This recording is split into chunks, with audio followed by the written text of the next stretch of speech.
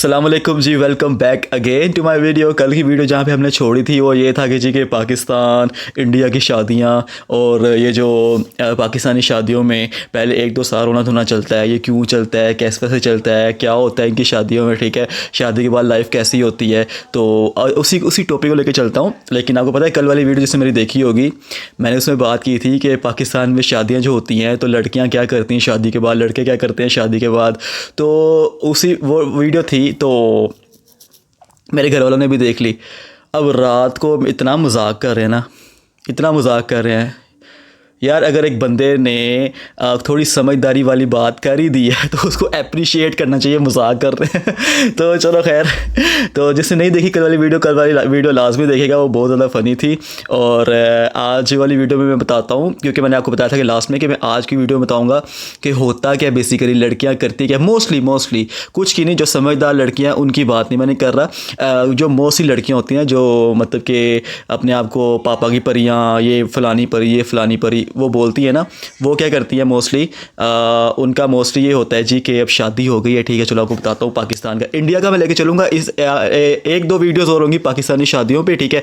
और उसके बाद में फिर लेके चलूँगा आपको इंडिया की शादियों पे, ठीक है। इंडिया की शादी पे तो यार इतना फ़न होता है ना, वो पता नहीं कौन तमिलनाडु वाली साइड है या कौन सी साइड है कि जहाँ पर वो क्या नाम लेते हैं, चपेड़े मार देते हैं मियाँ बीवी एक दूसरे को, थप्पड़ मार देते हैं।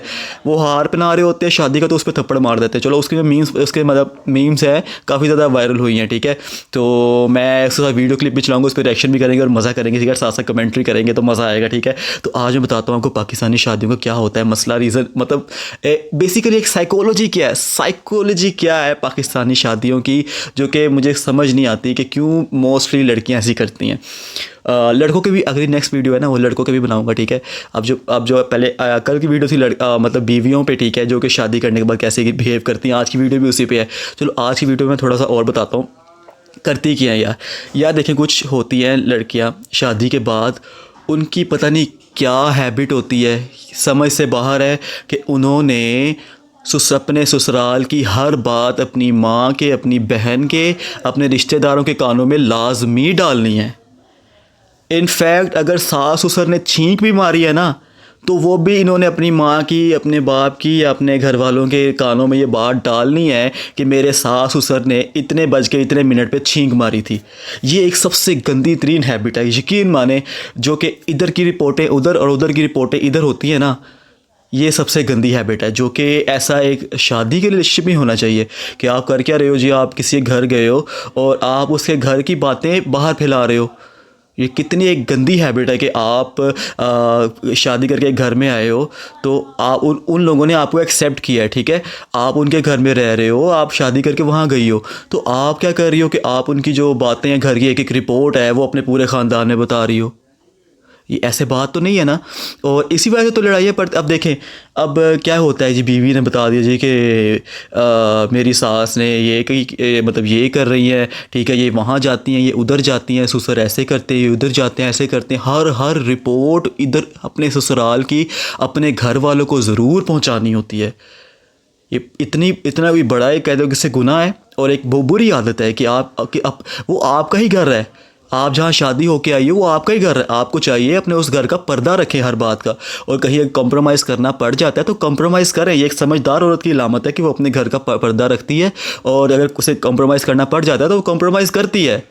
इस तरह से नहीं है कि अगर कोई भी बात होगी अपने माँ बाप के कानों में देनी है, अपने बहनों के कानों में देनी है, हाँ जिस घर में ये हुआ, इस घर में ये हुआ, ऐसे हुआ, फलाना हुआ। मैं ऐसी औरत को समझदार कंसिडर नहीं करता कि जो इधर की रिपोर्टें सारी उधर पहुंचाती है। लिटरली ये कोई समझदारी वाली बात भी नहीं है कि आप एक घर आपका है, वो अब आपने वहाँ पे रहना है, वो आपका घर है, आप उस घर की रिपोर्टें अपने घर में दे जा रहे हो हर बंदे को। कोई बुरी बातें भी वो भी आप बता रहे हो, हालांकि आपको पर्दा रखना चाहिए। चलो अच्छी बातें ठीक है समझ में आती है, लेकिन अब बुरी बातें अगर होती हैं तो आपको चाहिए कि उसका आप पर्दा रखो, बजाय इसके कि आप हर बुरी बात अपने घर बताते हो। ऐसे क्या होता है कि जो आपके घर वाले होते हैं ना, उनकी नज़रों में आपके ससुराल का इमेज गिर जाता है, और अंदर ही अंदर बाय फेस तो हर कोई हंस के मिलता है, इसमें कोई ऐसी बात नहीं है। लेकिन जब आप जब देखिए जो बात दिल में हो जाती है ना कि ये ऐसा ऐसा एक इमेज बन जाता है, तो वो इमेज बना रह जाता है। ये आप बात माने या ना माने, अगर आप किसी के ख़िलाफ़ किसी को कोई कान भरते हो ना, उसके कान भर जाते हैं। बेशक वो अगला बंदा जितना मर्ज़ी समझदार हो, वो जितना मर्ज़ी कोशिश करे अवॉइड करने की, लेकिन उसके जहन में वो बातें रहती हैं कि हाँ, मुझे इसके थ्रू पता चला कि ये बंदा ऐसा है, ये बंदा ऐसा है, ये बंदा ऐसा है। तो ये एक मैंने एक पॉइंट जो मैंने फिगर आउट किया है कि शादियों के बाद क्यों इतने स्यापे, क्यों रोने धोने पड़ते हैं शादियों के बाद। वो इसी वजह से पड़ते हैं कि जो बीवी आती है वो हर बात अपने घर वालों के कानों में देती है जाके। फ़ोन कर लेती है लंबे लंबे 3-3 4-4 घंटे, बहनों के साथ फ़ोन, अपनी माँ के साथ बातें। चलो एक अच्छी बात है तो ठीक है, आप करते हो अपनी माँ के साथ, क्या हाल चाल है, तबीयत ठीक है, पॉजिटिव बातें। एक जब ये चुगलखोरी शुरू हो जाती है ना, ये गीबत शुरू हो जाती है जब, तो ये यकीन माने ये बेड़ा गर्क कर देते हैं रिश्ते का। और जब पता चलता है ना कि हाँ भाई बीवी के थ्रू सारी बातें वहाँ गई हुई हैं, और जब राज निकलते हैं, बातों से बातें निकलती हैं, तो यकीन माने शोहर के दिल में जो बीवी की इज़्ज़त होती है ना, वो उसे कहते हैं सवा की मिट्टी भी नहीं रहती है, मतलब एकदम से गिर जाती है। जो ये भी और कुछ औरतें बेवकूफ़ी करती हैं, पता नहीं क्या होता है। और मैं अप्रिशिएट करता हूँ एंड पे इस वीडियो के उन समझदार औरतों को कि जो एक तो नेगेटिव बातें होती हैं ससुराल की, उसको खुद से फिगर आउट, मतलब उसे खुद से कवर करने की कोशिश करती है, उसे खुद से सुलझाने की कोशिश करती है, ना कि ये करती है कि अपने घर में हर बात बताती है। मैं अप्रिशिएट करता हूँ समझदार औरतों को जिनको पता है कि ससुराल में अगर ऊंच नीच हो जाती है तो उसको कैसे हैंडल करना है। हर बात अपनी माँ बाप के कानों में नहीं देनी, इससे फसाद पड़ते हैं, ठीक है, रिश्तों में कमज़ोरी आती है।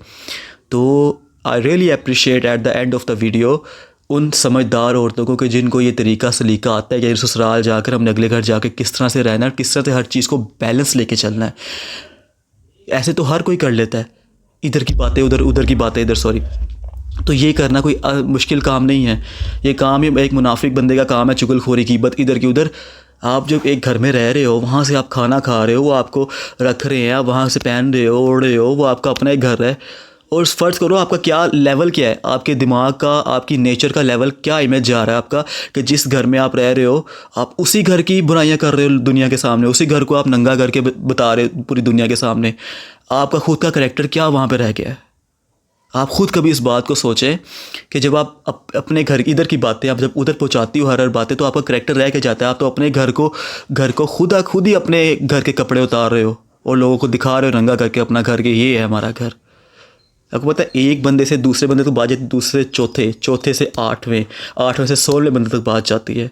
ये ऐसे फैलती है जंगल की आग की तरह, जो अंदर की बातें होती है ना, तो इसको थोड़ा सा ना अवॉइड करें और कोशिश करें कि इसको ना हो। वैसे मैं इतना समझा क्यों रहा हूँ, मैं तो एक फ़नी सी वीडियो बनानी थी। चलो कोई बात नहीं, नेक्स्ट जो इंडियंस की होगी ना वीडियोस, वो एक फ़नी होंगी, मैं वीडियोस भी क्लिप भी ऐड करूँगा। तो अब तक के लिए आपका बहुत शुक्रिया देखने के लिए। तो यार जाते जाने से पहले चैनल को लाइक शेयर सब्सक्राइब करते जाना, ठीक है। मज़ीद फ़नी आज की फ़नी थी, आज थोड़ी इन्फॉर्मेटिव होगी। हालांकि मैं फ़नी मोड में बैठा था, लेकिन मुझे खुद नहीं समझ लगी कि मैं कब से कब मतलब बातें से बातें निकल जाती हैं, तो फिर पता नहीं चलता कि फ़नी मोड में था तो एकदम से सीरियस मोड में और एक समझाने वाले टीचिंग मोड में चला गया हूँ मैं। तो चलो कोई बात नहीं, नेक्स्ट वीडियो जो होगी इंशाल्लाह बड़ी फ़नी होगी। तो आप सबके व्यू करने का बहुत बहुत शुक्रिया। Thank you very much, thank you very much, अस्सलाम वालेकुम।